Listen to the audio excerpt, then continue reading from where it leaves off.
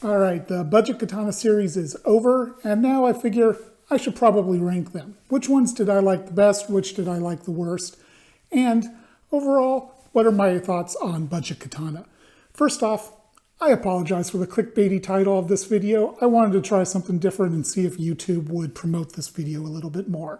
If not, it'll be the last one that has a clickbaity title. So I started this budget katana series because I wanted to investigate what you could get for, generally speaking, less than $300. One of the swords ended up being more than that, but I wanted to see what kind of quality you could get and show that to people who may be looking to buy a katana in this price range. I've certainly done reviews of other katana in this price range, Swords of Northshire, Jaku, Hanban, Ryujin, but this one I wanted to highlight a few brands that were maybe a little bit lesser known than those. So let's go over the different katanas, and I will grab them in order of my preference. First off, if you watch the reviews, you probably know this Musashi from Yari no Hanzo is easily my favorite, easily the ranked number one.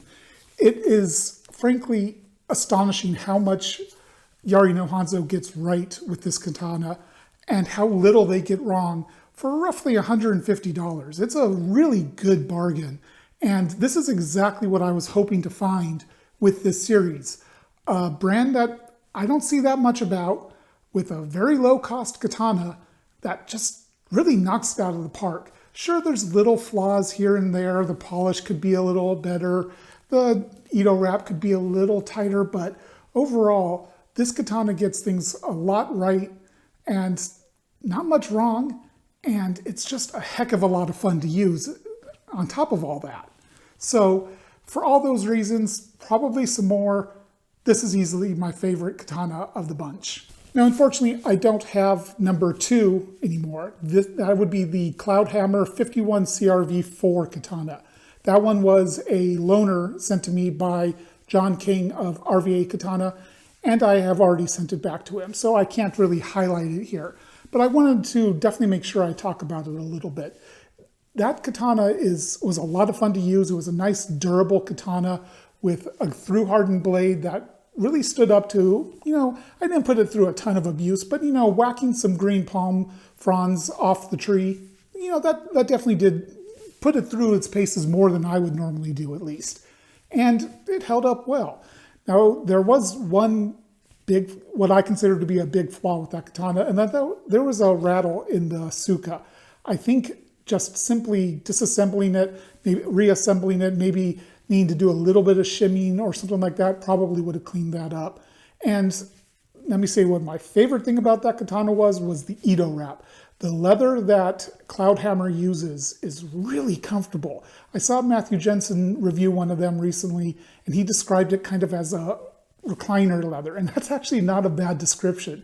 It's soft, but still gives you a good tactile grip and just really comfortable to use. I have a couple other katana with leather Ito, and neither of those, they're good leather, and they are comfortable, but neither of them have quite that comforting feel that the Cloudhammer katana has. So the third ranked one is this Romance of Min Yuri Jikiku.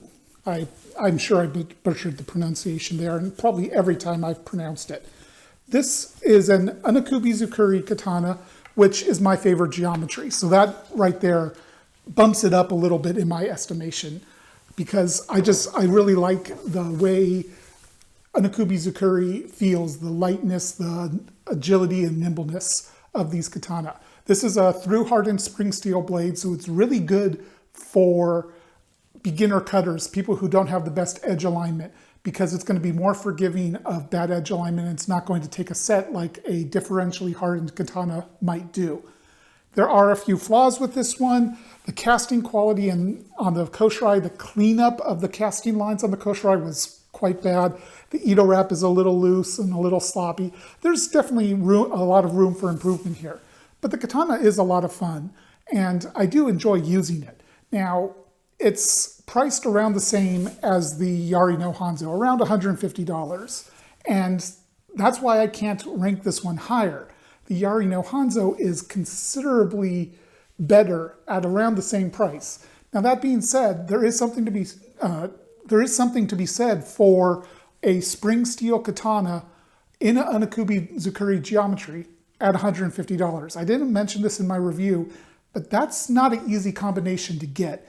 And therefore, if you're looking for Anakubi Zukuri and you're looking for through hardened spring steel at a low price, this might actually be the best option. Next up is the Romance of Min custom katana.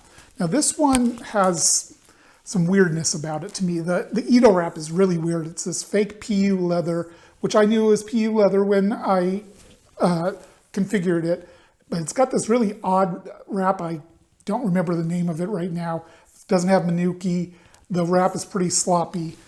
But what it does have is a really beautiful, pardon me while I bang the side against the table, a really beautiful blued blade with a active and attractive hamon. Most of the time when I see colored blades, they look cheap and gaudy and terrible.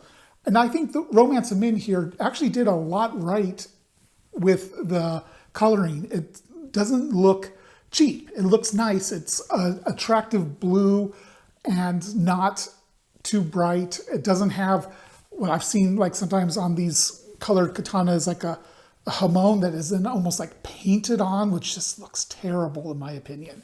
Now, this is also a fun katana to use. None of the katana I reviewed were not fun to use, but the biggest problem with this one is the rippling in the blade. Both the spine and the surfaces of the blade, it ripples all over the place. And frankly, on a katana, it's just not really acceptable. You know, there's been discussion recently in the sword community about what is acceptable rippling on a blade. And I'm not going to get into that here, other than to say katana generally don't have rippling. And this is true on the Honto as well. So it really doesn't fit on a katana. The traditions of the Japanese and the way the katana was made and the attention to detail means that rippling was considered a flaw pretty much for the entire life cycle of a katana. So I don't think it's really acceptable on a replica, even if it is a budget one. And this one sold for around $220 if I remember right. And for that price, you can get a katana that does not have that kind of surface flaw. That being said, it's still a fun, attractive katana. And lastly, the Shobuzukuri from Shang Sword. This is probably the most attractive blade on here with just an absolutely gorgeous hamon. But there are so many flaws with this katana. And it's the most expensive of the bunch. It sells for 480 new, and it's in no way, shape, or form worth that price. You might hear a little rattling right now. I've actually disassembled this somewhat, and I just kind of threw it back together quickly for this video. It's not fully assembled. The Makugi aren't even in it right now. But there is just everything about this katana is let down by the mounting. Everything from the habaki down basically is not worth the price. The blade itself is amazing. I love this blade. I think this would make a superb katana if you wanted to take the time to completely remount it. But for $480, that's outrageous. You shouldn't need to do that for $480. You could get a much nicer katana for that price. And with that, I'm pretty much done with this series of budget katana. That doesn't mean I'm never going to review budget katana again. I guarantee you I am. In fact, I just a couple days ago received a Ronin Katana Dojo Pro that I'm going to be reviewing sometime in the coming months. I don't know when.